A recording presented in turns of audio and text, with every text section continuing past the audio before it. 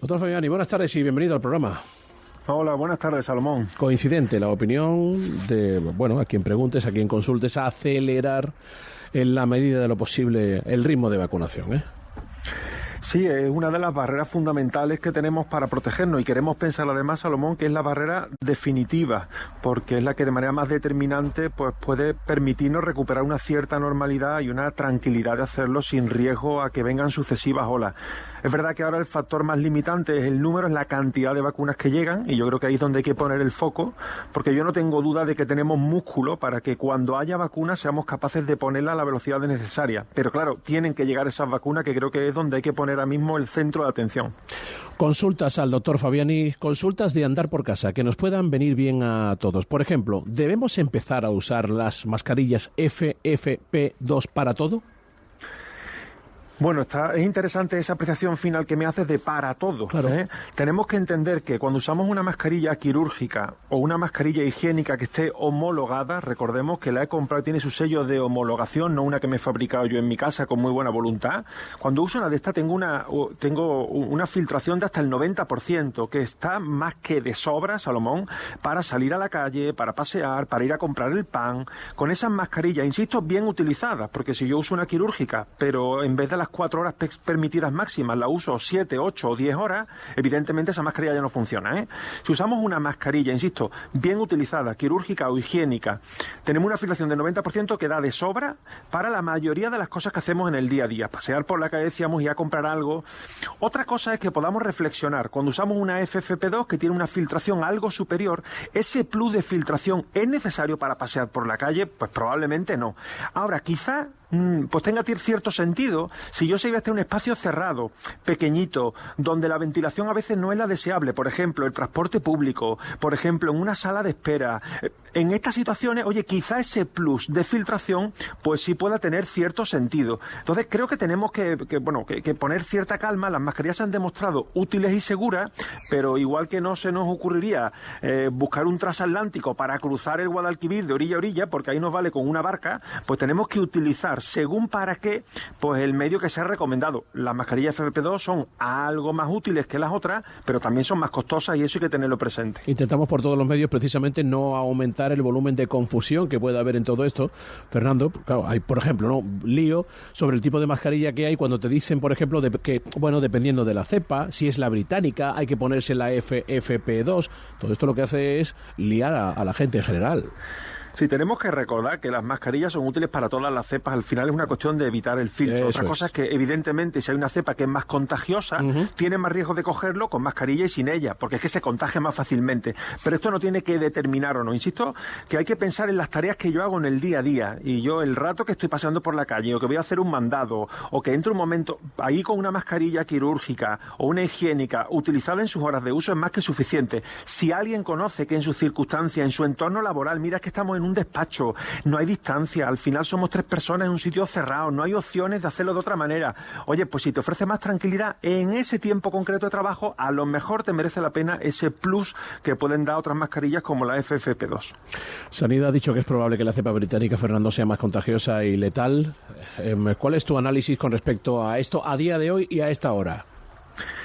A ver, a día de hoy algo que es evidente, y es que simplemente por el hecho de ser más contagiosa, significa que multiplica los casos y al final, como decíais antes, pues ya sabemos que los casos, desgraciadamente, hay una estadística que se cumple y es que un 10% acaban ingresados, que un 10% de esos acaban en la UCI.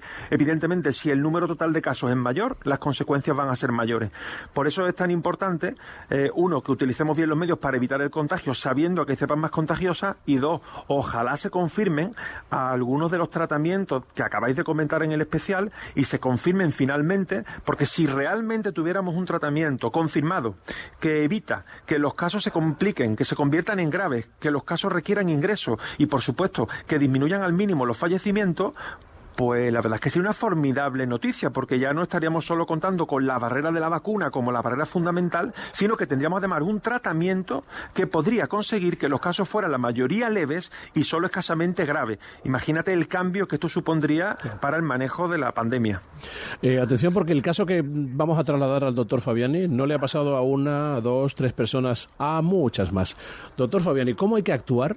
A ver, En el caso de los contactos, siempre y cuando sea posible, los contactos para evitar empalmar cuarentenas, ¿qué se puede hacer? ¿Cómo hay que actuar? Mira, esto es muy importante. Cuando somos contacto estrecho de un caso positivo, o sea, por ejemplo, yo he desayunado con mi compañero de trabajo, algo que a lo mejor deberíamos entender ya que no hay que hacer. Pedimos a las empresas que pongan muchas medidas para evitar que nos contagiemos los trabajadores, pero luego en la hora del café nos vamos a desayunar juntos sin mascarilla. Esto hay que hacérselo mirar, ¿eh? Pero bueno, supongamos situación. Un compañero de trabajo es positivo y como yo tomé un café ayer con él, me convierto en contacto estrecho y me dicen, tienes que hacer cuarentena en tu casa durante 10 días. Perfecto, hay mucha gente que se queda en su casa, pero en su casa dice, bueno, como yo de momento no tengo nada, yo convivo con mi familia. Error. Yo tengo que estar en mi casa, pero metido en mi habitación, y si salgo de mi habitación con mascarilla. ¿Por qué? Porque en esa cuarentena de 10 días estamos porque sé que en cualquier momento puedo empezar a desarrollar la enfermedad y que a lo largo de esos 10 días en algún momento se me hará un test para saber si finalmente he sido contagiado o no. Si yo esa cuarentena, en vez de en mi habitación, la hago conviviendo con mi familia, si mañana yo soy positivo, acabo de convertir a toda mi familia, Salomón, en contactos estrechos míos, que a su vez tendrán que hacer una cuarentena y seguimos sumando. Importante. Los contactos estrechos, lo mejor que podemos hacer es actuar como si estuviéramos contagiados. Es decir, me quedo en mi habitación, salgo con una mascarilla, evito comer con mi familia. Desgraciadamente, sabemos que hay situaciones familiares, económicas y viviendas que esto no lo hacen posible. Y esto es uno de los grandes problemas de fondo que hay en muchos brotes que tenemos que atajar. Y son los problemas de pobreza y de desigualdad, que no todo el mundo tiene las mismas herramientas, Salomón, para enfrentarse a la situación que estamos viviendo. Eso es así. Doctor Fabiani, mucha gente también preocupada con que no le hacen una PCR al alta. Bueno, pues es importante que entendamos que esa PCR al alta no mide lo que queremos medir. Es decir, cuando nosotros hablamos del alta, hablamos de casos leves, Salomón? Gente que no requiere ingreso, porque el protocolo de los ingresados luego es diferente. Personas que pasan la enfermedad en su casa, porque bueno, han tenido fiebre, han tenido tos, pero no ha aparecido una complicación, no tienen una neumonía, no han requerido un ingreso. Esas personas, el alta se da cuando sabemos que dejan de ser contagiosos para otras personas, porque hablamos de un alta del aislamiento. Ese alta, insisto, hay que hacerla cuando dejamos de ser contagiosos. ¿Me sirve la PCR para medir esto? Malamente, y te digo malamente como Rosalía. ¿Y por qué? Pues porque efectivamente cuando la PCR es negativa, yo sé que no soy contagioso, pero es que, Salomón, la PCR puede tardar en negativizarse 20 días, 30 días, y hay casos incluso de 40, 45 días. Cuidado, Esto significaría que cualquier persona que pasa la infección leve en su casa, lo dejamos en aislamiento 40 días hasta que la PCR sea negativa. Cuando sabemos que la contagiosidad a partir de los 7 días de síntomas en los casos leves desaparece. Es decir, cuando llevamos 10 días de que empezaron los síntomas y los 3 últimos días ya estamos sin síntomas porque estamos recuperados, insisto, recordamos, son casos leves, la contagiosidad desaparece porque ya no hay carga viral suficiente. Lo otro, insisto, nos llevaría a hacer unos aislamientos absolutamente prolongados que no nos podemos permitir, y algo muy importante, si empezamos a duplicar las PCR, resulta que van a entrar en conflicto también con las PCRs que sí tenemos que hacer de gente que tiene síntomas, y podemos retrasar los diagnósticos con la importancia que eso tendría a nivel de retrasar el rastreo.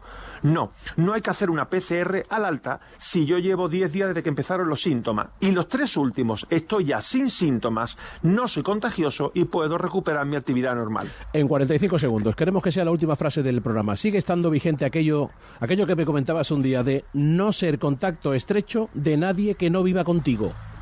Absolutamente vigente. Nuestra clave no debe estar en no contagiarnos, sino en no ser contacto estrecho de nadie. Esto significa que si yo evito estar con ninguna persona que no sea conviviente, sin las mascarillas y la distancia de seguridad, evito no solo contagiarme, sino evito ni siquiera que me tengan que poner en cuarentena por ser contacto estrecho. Si esto lo hacemos todo, la solución la tenemos al alcance de la mano, por supuesto con la inmensa ayuda que nos tienen que ofrecer las vacunas. Fernando Fabiani, doctor, muchísimas gracias como siempre. Fuerte abrazo. Abrazo fuerte. Gracias de verdad. 40 segundos.